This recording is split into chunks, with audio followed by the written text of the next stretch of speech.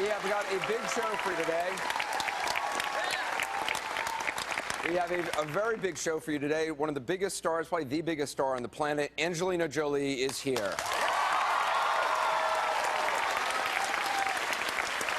You know her from Lara Croft, Tomb Raider, Mr. and Mrs. Smith. My favorite Angelina Jolie movie is A Mighty Heart, where she played Daniel Pearl's wife, Marianne. She's three-time Golden Globe winner, won an Academy Award for Girl Interrupted. She's also a Goodwill Ambassador for the United Nations High Commissioner for Refugees.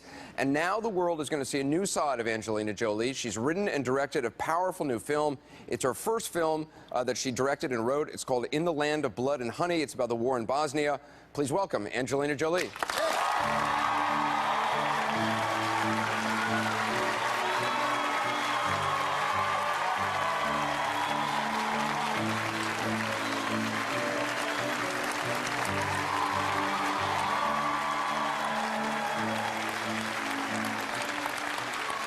How's it going?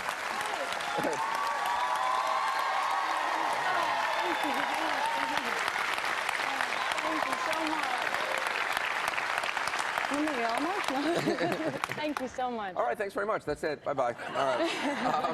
How was your Thanksgiving? Oh, good. We started with an easy question. Okay. Yes. It was good. We actually, Brad and I decided we were going to make the turkey. Oh, really? And we were very successful and very proud of ourselves. Wow, that is impressive. We did it. One of the things we're doing on the show is trying to encourage families to have family dinners at least once a week. I can't imagine what a family dinner at your house is like. It's got to be... We have dinner. We actually have dinner every night. Do you really? Make a point of it, yeah. That's great. Yeah. Yeah. Do you allow like video games and stuff at the table? Or? No, yeah, no, no Blackberries for mom or dad. You know. And do you like New York? Did you bring the whole family here? Or? Yeah, they're all here. What's that? What is that? What's that like traveling?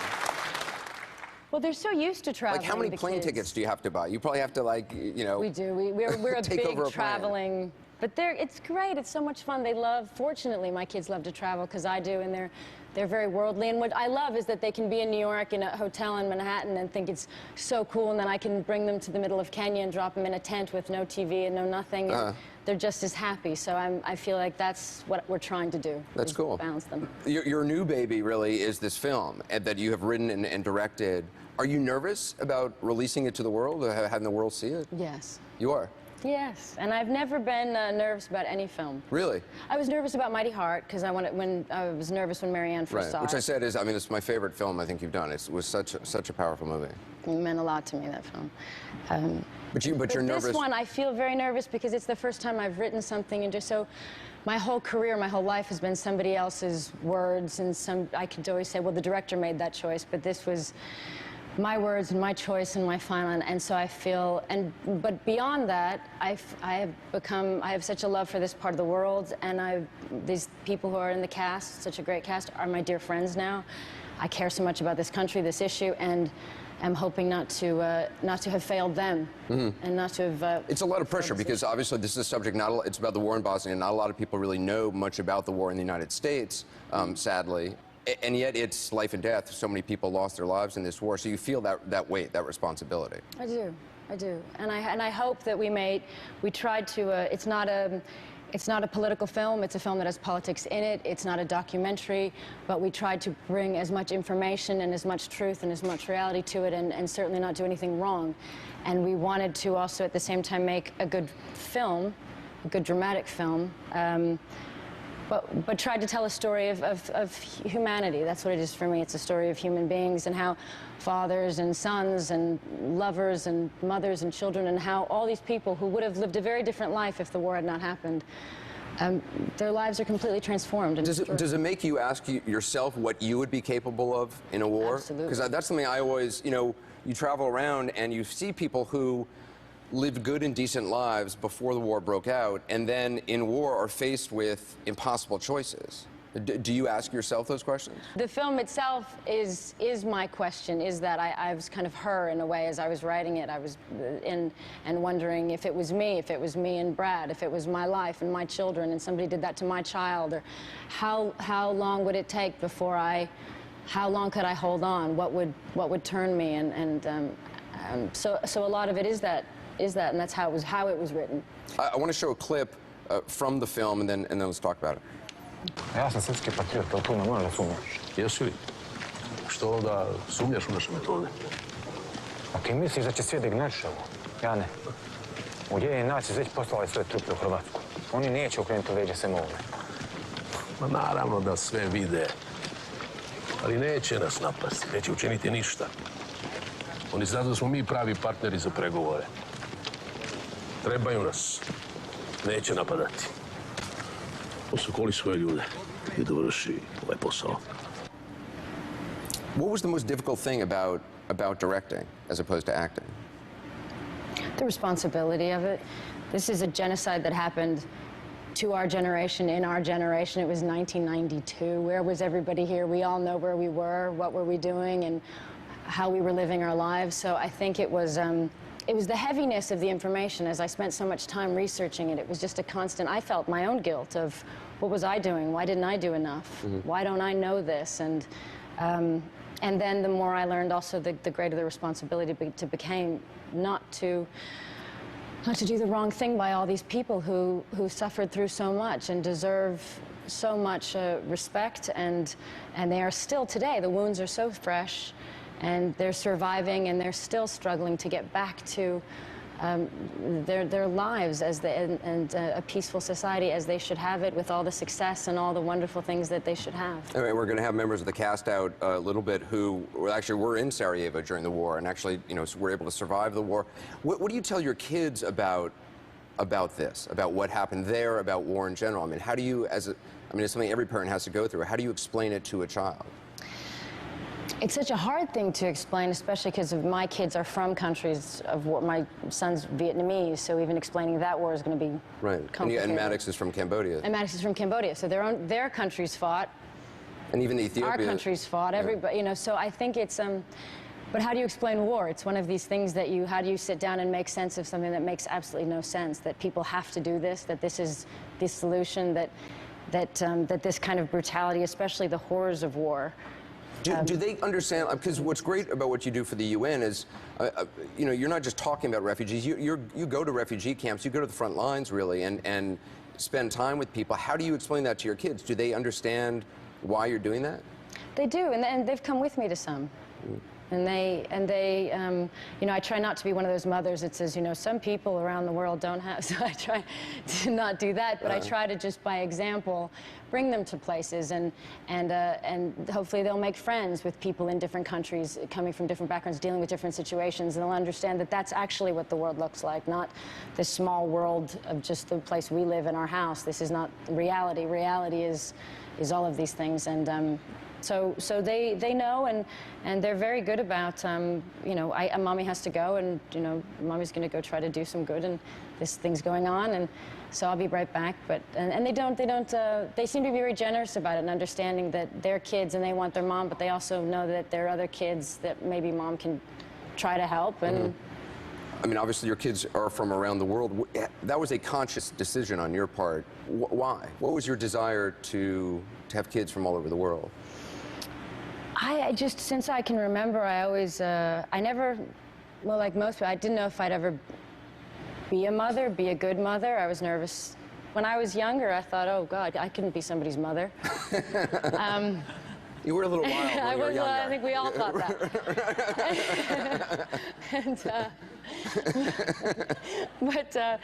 But then I... Do you look back on when you were younger and think, like, what was I doing?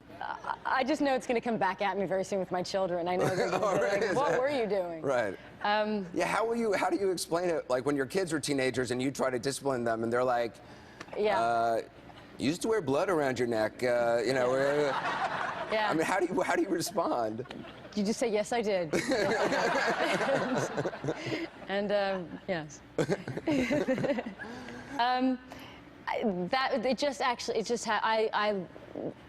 I've always wanted to adopt, and I always felt just that there were children around the world that needed a home, and I would at one point realized I would love to be a mother, and there's something very special for me about I've had children, and I couldn't tell you in my own home who's adopted and who's not. I can't even, it doesn't cross my mind. But there's something really wonderful when you adopt a child from another country because that whole country enters your house. So we have different languages in our house, and we have different flags up in our house, and we have different food and culture and different discussions and and we go to their countries. You've taken the kids back to the countries they're from? Yeah, they have programs in their countries. Each of them we're starting. There's a TB/AIDS clinic being built for Zahara. There's a clinic already for Matt, and a project for Matt, and there's a project starting. So each of them will take that responsibility, and they are from their country, and they are of their, they're of their country. They should know that, and it's part of their family. We're their family, but so is their country. We're going to have a lot more with Angelina. We're also going to meet the entire cast of the film. You'll actually even see me working in Sarajevo back when I had brown hair. So we'll be right back. In the Land of Blood and Honey received a Golden Globe nomination as Best Foreign Language Film. Coming up, Angelina talks about how her kids feel about being constantly on the move.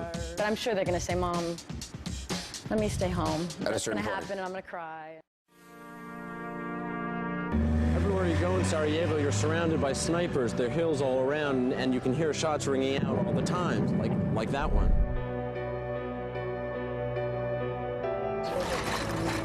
Shelling is a horrible routine of life here. It's really dangerous to stay here. Okay. There are about 20 houses on Vrotnik Street, and 9 people from here have died since the war began. On the hill is the enemy, he says. They see us. There's been shelling now for about 30 minutes just on the mountaintop. It's really just another day on this street, just another day in Sarajevo. That was me back in the 90s, reporting from Sarajevo. Just starting my career as a reporter. I'm here with Angelina Jolie talking about that war, and her movie based on it is called In the Land of Blood and Honey. It is extraordinary when you think about how Sarajevo was this very multicultural city. There were Serbs there were Bosnian Muslims, there were Croatians, and yet it basically became enveloped in war and became like hell. It's unbelievable that it could go on that long without intervention. It's unbelievable, and I think that's what we also tried to express in the film, and that as you're watching the film, and hopefully in your mind you're thinking, will somebody please stop this? Just stop it. Can this, and it didn't. It went on and on for years. Do you carry some of the people that you've met in refugee camps, some of the kids you've met in refugee camps, do you carry them with you? I mean, do you? Yes, of course. I don't want to. I don't want to cry. Yes, of course. I think of them often. I think about them anytime. I used to be. When you're younger, you think about yourself and your own problems. And I was young in this city, thinking that the world's coming down, and I'm, all my own problems. And then I started to travel, and I realized, my God, how could I have ever been that selfish? How could I have ever been ungrateful? And then I think of all the people and individuals that taught me how to be a better mother, because I saw them carry their children across, a border for days and give them the last of their food, and they're starving to death, and put on a brave, smiling face for their children, even though they know what's going on. I've met people who died, and know that it's the difference of a few pills or. Yeah, one doctor I know from Doctors Without Borders calls it stupid death, like death that doesn't have to happen because of, they can't get a 25-cent antibiotic. You cry, and you cry so much, and then you just get so angry and so confused at how it's possible that there can be so much pain and sadness in the world. How do you deal with you're there, in a refugee camp one day, and then I'm on Anderson Cooper. Right, well, I was going to say walking a red carpet and being asked about what clothing you're wearing. I mean, how do you, or you're with your kids. I mean, how do you? Well, my kids, it's different because I think I'm always, even in I love my kids. I love being a mom more than anything, and then when I travel the world, I see other people as other families, and so it's all connected.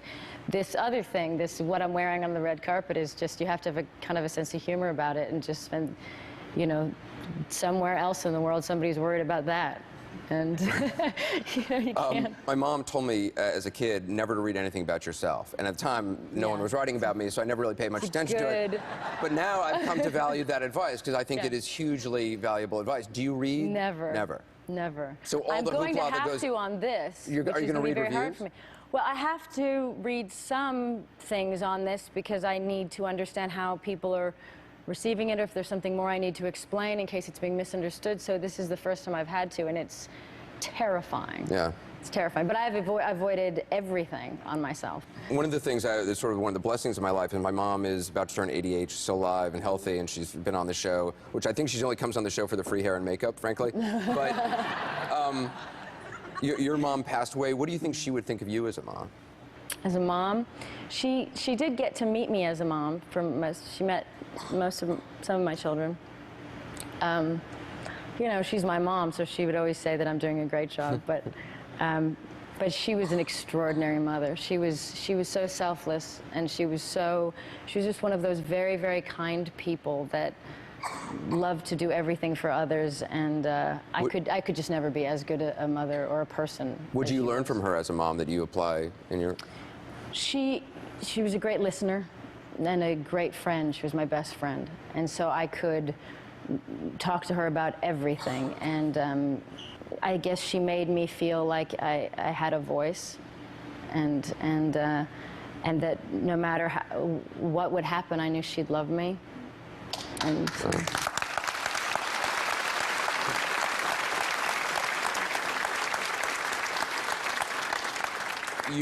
I recently saw an interview that Brad Pitt said he was going to quit acting by 50. Is that something you'd support? I heard that too, yeah. Oh, yeah. Somebody asked me. He didn't say that to you, or do you buy that? I don't believe it. I'll ask him tonight. All right. I don't think he is. Is that something you would support? Because then they would all be on your shoulders. No, I think we were both racing to see which one of us gets to retire first. We both, like most of it, we like being home. We like whoever's the one who's home kind of tends to be the happier one, because we get to, you know, play with the kids, and the other one's earning the money. Because that's what some people I don't think you'll get. You have a deal where you don't work at the same time. No. So one of you is on a movie. So when you were shooting this film, yeah, he was with the kids, taking them to school in the morning. Then he'd come to set in the afternoon and do stills photography. He was taking photos. He was my stills photographer. Yes. Do you worry about? I mean, you're constantly, it seems like, on the move. Do you worry about that for your kids, of kind of having this nomadic life?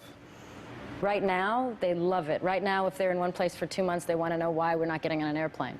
Really? You know, they really love to travel, and we have certain things that are their comforts of home, and also because they're such a big traveling pack, they kind of, it's not one child moving around the world and missing friends. There's so many of them that they have constant play dates, and they're always together. And because we have traveled a lot, we're kind of lucky in that we have friends around the world. Mm-hmm. So if we end up in Budapest or Germany or Africa or Vietnam, they actually call their friends. So we're trying to make it that. But I'm sure they're going to say, "Mom, let me stay home. That's going to happen, and I'm going to cry." And where would you settle? I don't want to talk about it. No. I don't want to settle. I love traveling. I love, you know.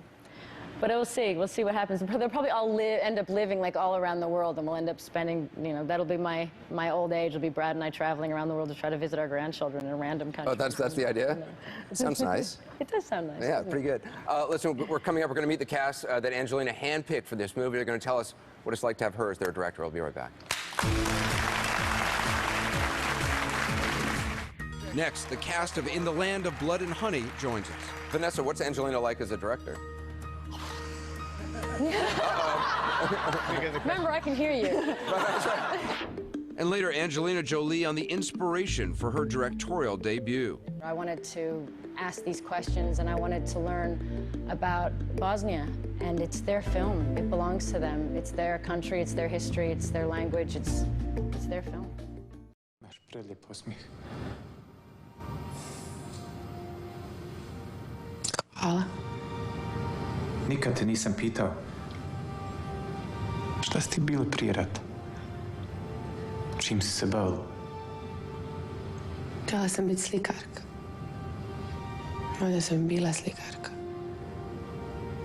Jedna mi je slika izložena u Sarajevskoj gradskoj galeriji. U galeriji, stvarno?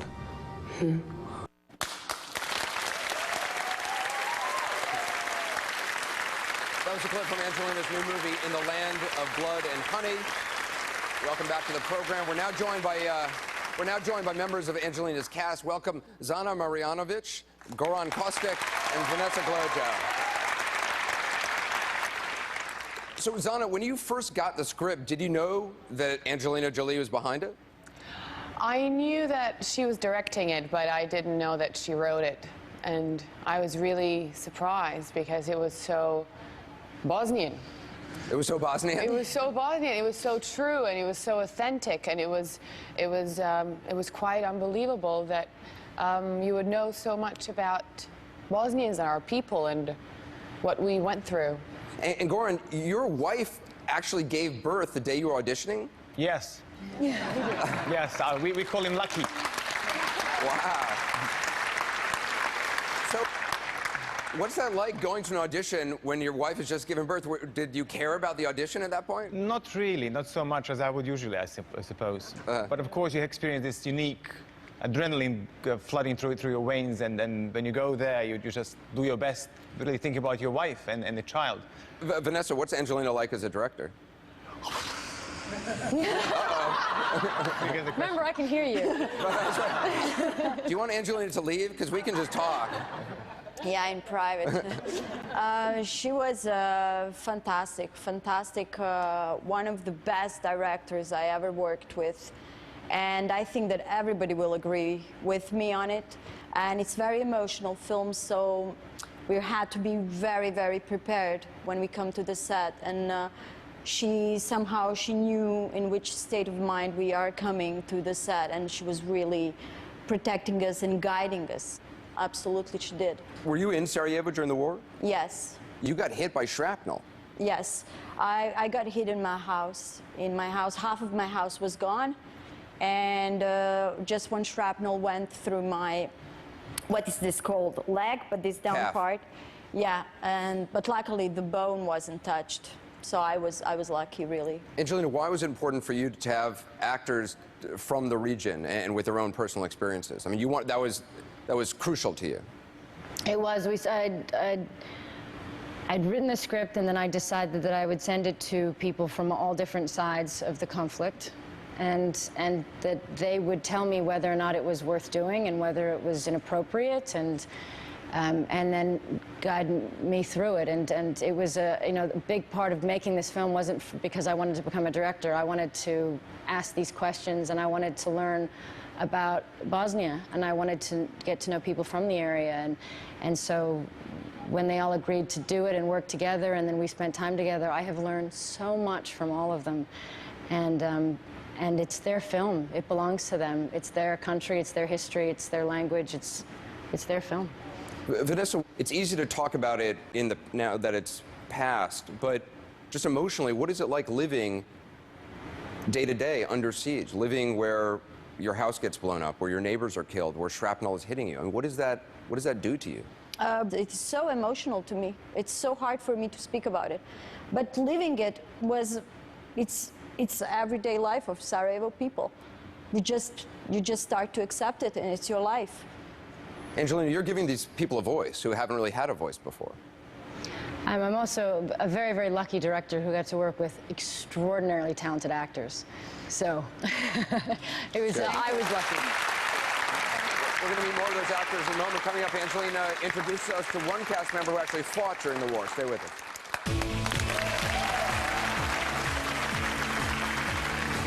When we come back, what it's like in Bosnia today. I think the main problem in our country is that we are still slaves of the past. And still ahead. The world knew about it. Journalists were able actually to even go to some of these camps and take photographs on it. It was on the front pages of Newsweeks and Time magazine, yet we watched it and did not do anything.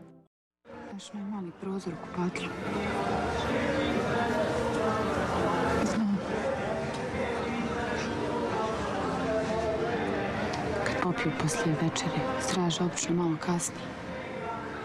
Mislim da ima dobrih šanci. Večeras ne budu baš tako pažljivi.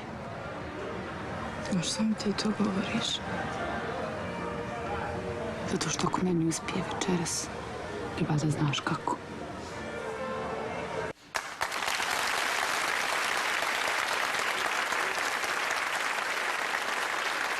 That was a clip from Angelina Jolie's new movie, In the Land of Blood and Honey. She's here with cast members Goran, Zana, and Vanessa. We're also now joined by Boris Lear and Alma Terzic, also Fedya Stukan. Thanks very much for being with us. So,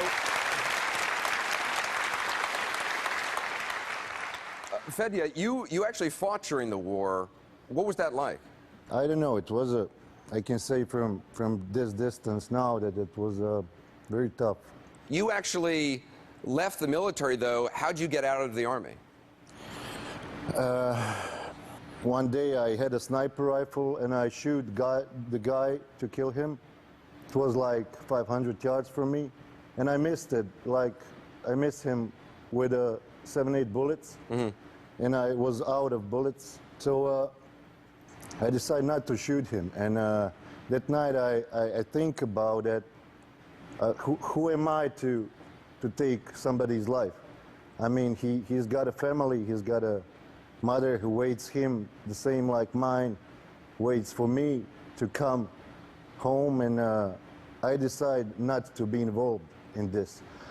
I go during the daytime in their enemy's trenches and put the landmines inside of it. And then when I came back, the people told me that I'm crazy. And I like the idea that I can be crazy, actually. And I go to the mental health hospital. I started to play med, and I spent 1 year there, and they released me from the army. And so they finally realized you weren't crazy? Yeah, yeah. Sorry. I'm not crazy.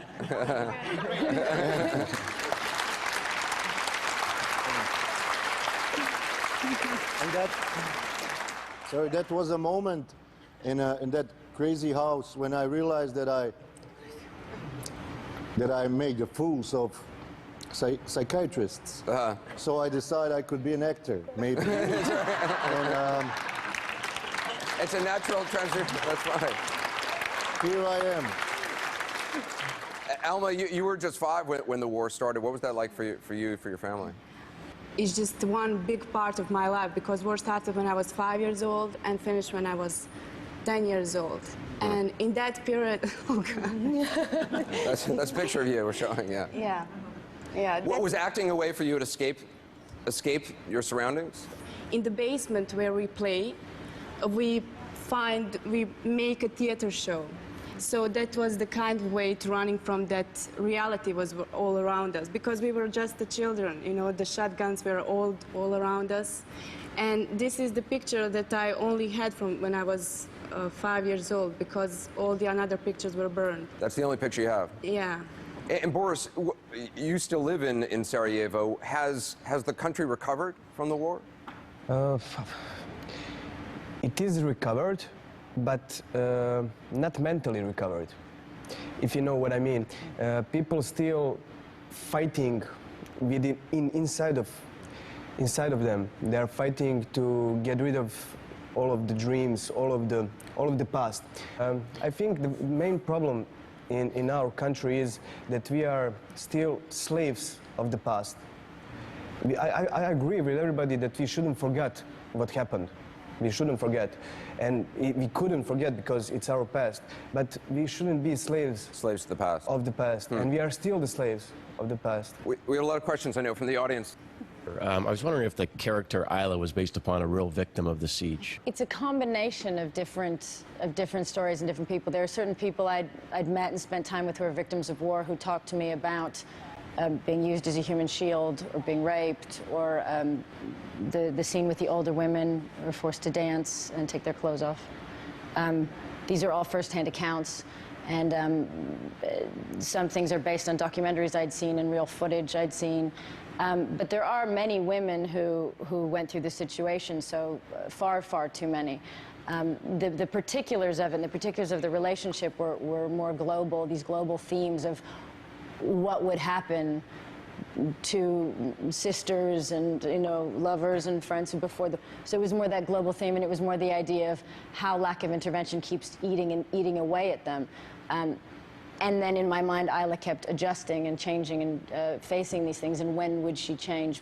The war in Bosnia is over. There's still women in need around the world facing very similar circumstances. We're going to talk about that when we come back and what you can do today to help women in need around the world. That's next. And later, would Angelina ever direct Brad? To direct Brad. I don't know if we can say this. Can we say this? You have to cut this from the show. To si pričuvala Adija, hvala ti. To sam se radila. Drago mi je zbog tebe. Znaš doći do tome? Ne, završite. Ćao. Fino se provedi. Hey, we're back with Angelina Jolie, the cast of her new movie, In the Land of Blood and Honey. We have a lot of questions in the audience. You had a question? Angelina, I have deep respect for you and everything you represent. What else would you like to accomplish as a goodwill ambassador? I'd like to just continue traveling, but I'd like to do more specific focus work. When I first started traveling, I would kind of just try to bring attention to an area, and then the last few years I've been able to push a little more on specific policy or trying to change something that's happening, trying to work more with the local governments or, enforce certain laws inside the countries, and so some quiet diplomacy as well as just bringing global attention. I hope. One of the people who inspires me, and I know that Angelina's worked with as well, is here today. Her name is Zainab Salbi. She's the founder of a really good organization called Women for Women International. It's an organization that supports women and victims of war around the world. Thanks so much for being with us. Really appreciate it. You actually started Women for Women 18 years ago based on what you had seen happening to women in the Bosnian War. Absolutely. There were rape camps and concentration camps in Bosnia. Rape camps? Rape camps where women were given numbers, and when their numbers were called, they had to go and get gang raped. And girls, this included girls as young as 8 years old and women as old as 8 years old, as the movie showed. The world knew about it. Journalists were able actually to even go to some of these camps and take photographs on it. It was on the front pages of Newsweek and Time magazine. Yet we watched it and did not do anything. And I think we have a choice. When we watch such atrocities, we're talking about the past in Bosnia, but things like that are happening in Congo. Well, that's the thing. I mean, these things are still happening today. Right. You and I have worked together in Congo, Democratic Republic of Congo, country used to be Zaire. Angelina, I think you've been to Congo as well. In eastern Congo, I mean, it is the deadliest conflict since World War II, and virtually no one really knows much about it. Millions of people have been killed or died of malnutrition. And tens of thousands, if not hundreds of thousands of women have been gang raped. Often in war, and particularly in Congo, women are targeted because if you destroy the woman, you destroy the family and you destroy the village. So women are raped in front of their entire villages. And often then kicked out by their husbands. Absolutely, and that happened in Bosnia as well. Usually educated women, the teachers at schools. Now, that's one part of the story. The story is by far does not stop at the women being victims, but really continues. They move on. They are amazing, courageous, resilient women. You see, we understand war only from a frontline discussion, which is what men experience of war, the fighting and all of that, and women as victims. I argue that we need to understand war from a backline discussion, what women do to keep life going. One of the things that Women for Women does, which I think is so cool, is you can actually sponsor a woman somewhere in the world and communicate with that person. You get a letter back, they write you a letter, you can write a letter to them, and I think that bond is very powerful. Absolutely. Someone in the midst of war is getting a letter from an American woman and $30 a month to encourage her to support her going through an educational and vocational training program so she can get a job at the end of the year. And that's womenforwomen.org. Womenforwomen.org. We'll also have that information on our website at andersoncooper.com. I think the work you're doing is just so brave and important. Thank you so much for being with us. Thank you. Angelina, I mean, you know Zainab, you know the work she's doing. What do you think of it?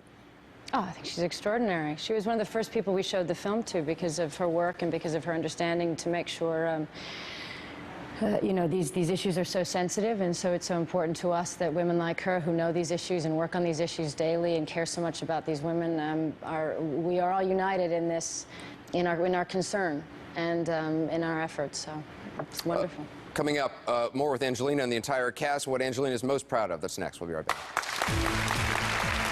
If you want to be a guest on the show or have a story to share, go to andersoncooper.com or call us at 1-855-855-5550.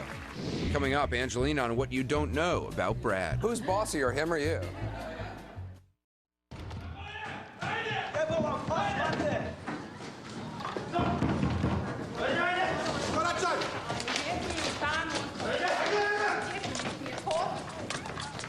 Pakujte stvari i potpišite ove papire ovdje. Sutra se vraćamo da vas evakuišemo. Hvala.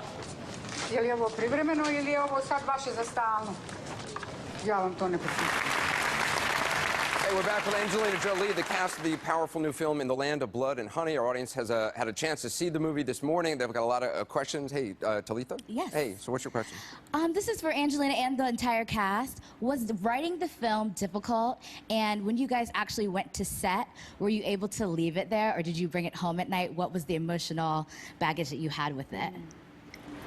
Well, it was difficult to write, but I wrote so much of it in almost an outline, as you all remember the original script. It was a solid script, but there was lots of areas where it took all of us sitting alone and talking, and we kind of filled it out together. And so it was kind of it was a wonderful process to go through. It was complicated to get all the sides right. We never wanted this film to be a pointed political statement about one side or one opinion. It is nuanced, and it does cover universal themes, so to keep that balance was the hardest.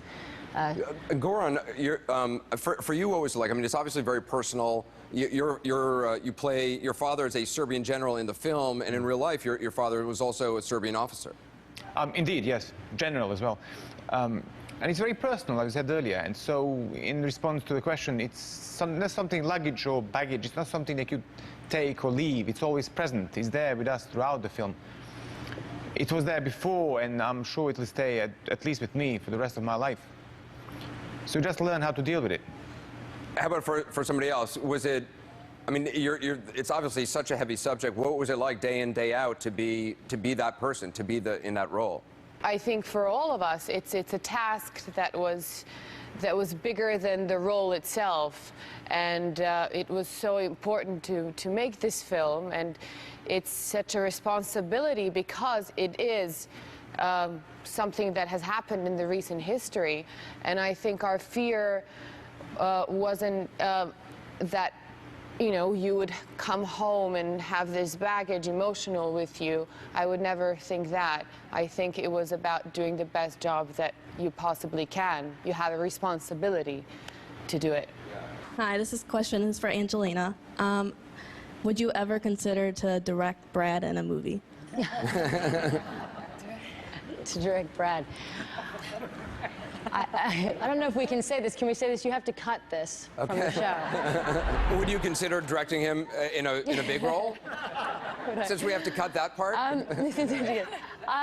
Yes, of course. Well, I mean, I think, you know, who knows what that does to a relationship? I don't know. Who's bossier, him or you? Depends on what the subject matter is. Are you a tough director? I don't think so. No. Can we answer it? No.